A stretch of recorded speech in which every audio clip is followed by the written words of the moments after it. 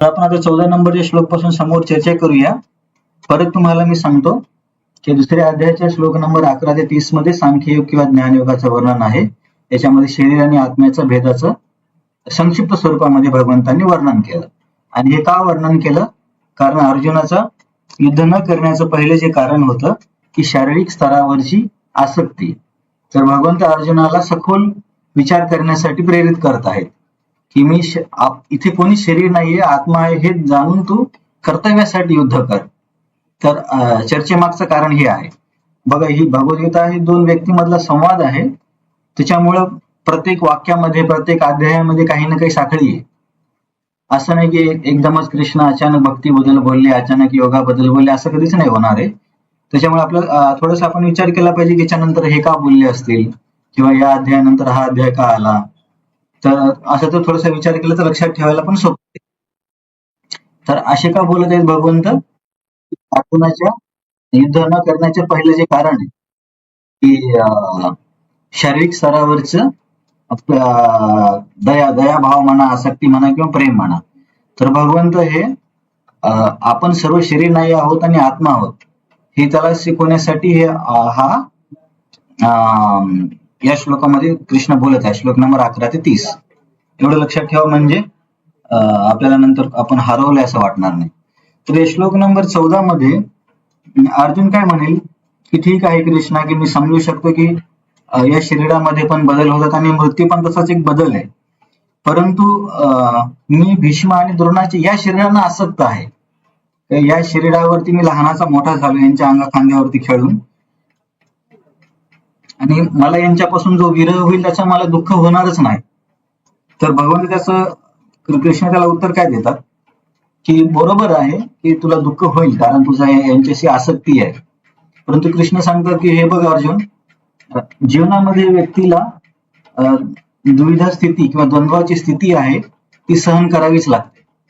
म्हणजे प्रत्येकाच्या आयुष्यामध्ये द्वंद्वाच्या स्थिती येतात. कधी व्यक्तीला मान मिळतो, कधी अपमान होतो, कधी आयुष्यामध्ये सुख येतं, कधी दुःख येतं. तर ह्या दोन्ही गोष्टी व्यक्तीला सहन कराव्याच लागतात. भगवद्गीतेवरून व्यक्ती सहनशीलता पण शिकू शकते. आधुनिक समाजामध्ये, आधुनिक खास करून एज्युकेशन मध्ये सहनशीलता शिकवली नाही जात. म्हणून मुलं चांगले मार्क मिळाले खूप खुश होतात आणि फेल झाले की आत्महत्या करतात. शाळेमध्ये फेल होणं म्हणजे काही आयुष्यामध्ये फेल झाल्यासारखं नाहीये, परंतु व्यक्ती व्यापक विचार करू शकत नाही म्हणून असं टोकाची भूमिका घेतो. तरी ते भगवंत अर्जुनाला काय सांगतात की ही द्वंद्वाची स्थिती प्रत्येकाच्या आयुष्यामध्ये आहे. आणि कशी आहे, ही हिवाळा आणि उन्हाळ्यासारखी आहे. म्हणजे कुणाला हिवाळा आवडत असेल तर उन्हाळा आवडत नसेल, परंतु हे आपल्या नियंत्रणाच्या बाहेर आहे. हिवाळा येणं नाही येणं. त्याच्यामुळे व्यक्तीकडून काय अपेक्षित आहे तर तितिक्ष हा शब्द महत्वाचा श्लोक नंबर 14 मध्ये केवळ सहन करण्याचा प्रयत्न करणे. तर तुला यांच्या विरहामुळे दुःख होईल हे मान्य आहे, परंतु जसं आपण वेगवेगळ्या ऋतू बदलांना सहन करतो तसं अर्जुन तुला हे सहन करावं लागेल. तर या सहन करण्याला कुणाकडेच काही उत्तर नाहीये. जरी आपण भक्तीमध्ये पण आलो तर भक्तीमध्ये पण बऱ्याचशा गोष्टी आपल्याला सहन कराव्या लागतील. खास करून सगळेच भक्तीमध्ये नवीन असतात तेव्हा एकमेकांचा स्वभाव सहन करावा लागेल, एकमेकाचे विरुद्ध मतं सहन करावे लागतील, किंवा आयुष्यामध्ये व्यक्तीला प्रत्येक ठिकाणी सहनच करावं लागतं. पती पत्नी जरी असले तरी दोघांचा स्वभाव 100% एकसारखा असेल असं नसतं, परंतु माणूस सहन करूनच आयुष्य काढतो.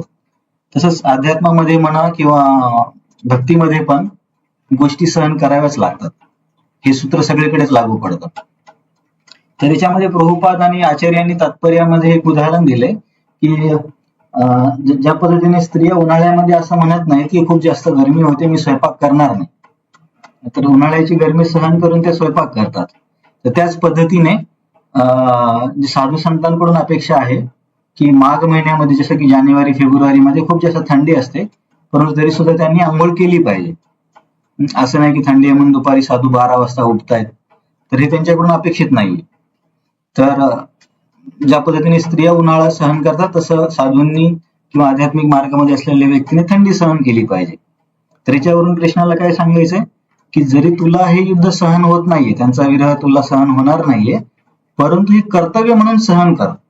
जशी स्त्री कर्तव्य म्हणून स्वयंपाक करते जरी तिला त्रास होत आहे, जसा साधू कर्तव्य म्हणून आंघोळ करतो जरी त्यांना त्रास होतो थंडीमध्ये, त्याच पद्धतीने तुला त्रास होणार आहे हे मी मान्य करतो, परंतु हे तुझं कर्तव्य आहे आणि धार्मिक युद्ध आहे, म्हणून तू नात्यांचा विचार न करता हे युद्ध कर.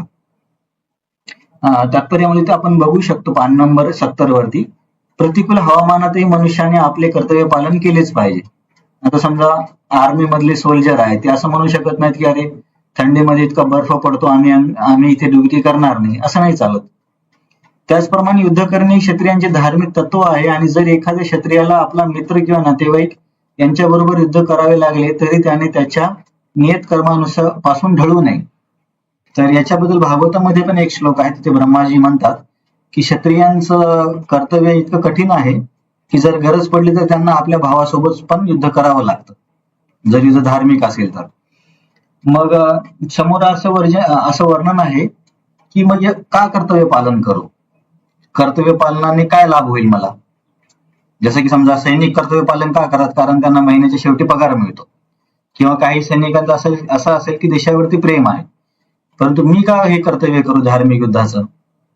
तर तात्पर्यामध्ये पण सांगले आणि समोर पण आपण आधी चर्चा केली होती की जेव्हा व्यक्ती आपल्या विहित कर्तव्याचं पालन करतो, त्या कर्तव्य पालनामध्ये होणाऱ्या कष्टामुळे त्याच्या आत्म्याचं शुद्धीकरण होतं किंवा त्याच्या स्वभावाचं शुद्धीकरण होतं आणि हळूहळू व्यक्ती शारीरिक स्तरापासून आत्मिक स्तरापर्यंत उन्नत होतो आणि त्याद्वारे त्याला ज्ञानाची प्राप्ती होते किंवा आत्मसाक्षात्कार होतो.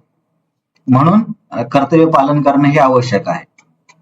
तर का कर्तव्य पालन करायचंय, कारण कर्तव्य पालनामुळे स्वभाव शुद्ध होतो, स्वभाव शुद्ध झाल्याने व्यक्ती शारीरिक स्तरापासून उन्नत होऊन आत्मिक स्तरावरती येतो आणि त्याला ज्ञानाची प्राप्ती होते. जर तुम्हाला आठवत असेल तर आपण आधी चर्चा केली होती की निष्काम कर्मयोग व्यक्तीला जो केव्हापर्यंत करावा लागतो, जोपर्यंत त्याचा स्वभाव शुद्ध नाही झालाय किंवा त्याच्यामध्ये इंद्रिय तृप्तीच्या इच्छा आहे तोपर्यंत. जेव्हा इंद्रिय तृप्तीच्या इच्छा निघून जातात तेव्हा तो निष्काम कर्मयोगाचा त्याग करून ज्ञानयोगाला स्वीकारू शकतो किंवा निष्काम कर्मयोग पण पुढे चालू ठेवू शकतो. तर या कर्तव्य पालनाचा लाभ हा आहे की त्याद्वारे व्यक्तीचा स्वभाव शुद्ध होतो आणि त्याला आत्मसाक्षात्कारासाठी मदत होते. म्हणून हे प्रत्येकाने आपल्या कर्तव्याचं पालन केलं पाहिजे. हे अर्जुनाचा मुद्दा आहे. भीष्माच्या विरहाचे दुःख सहन करावे लागेल कारण ती शास्त्राची आज्ञा आहे. जसे की हिवाळ्यात आंघोळ करणं ही शास्त्राची आज्ञा आहे. हे खास करून आध्यात्मिक मार्गामध्ये जे अग्रसर लोक आहेत त्यांनी स्वच्छतेचं म्हणा किंवा पवित्र्याचं लक्ष ठेवलं पाहिजे. धर्म पालन करताना होणारे दुःख सहन कर. अशा पद्धतीने कर्तव्य पालन केल्यावर काय होईल, ज्ञान उत्पत्ती होईल. हे कुठलं ज्ञान आहे की मी शरीर नसून आत्मा आहे याचं साक्षात्काराचं ज्ञान आहे. आणि मग ज्ञान मिळाल्यावरती व्यक्तीला काय होतं, आत्मज्ञान मिळालं त्याला मोक्ष मिळेल. तर हे एका पद्धतीने निष्काम कर्मयोगाचं वर्णन असल्यासारखं आहे.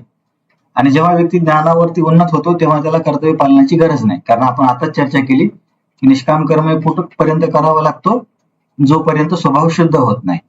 जेव्हा ज्ञानयोगापर्यंत व्यक्ती उन्नत होतो तेव्हा त्याला शारीरिक स्तरावरच्या कर्तव्याची गरज नाहीये.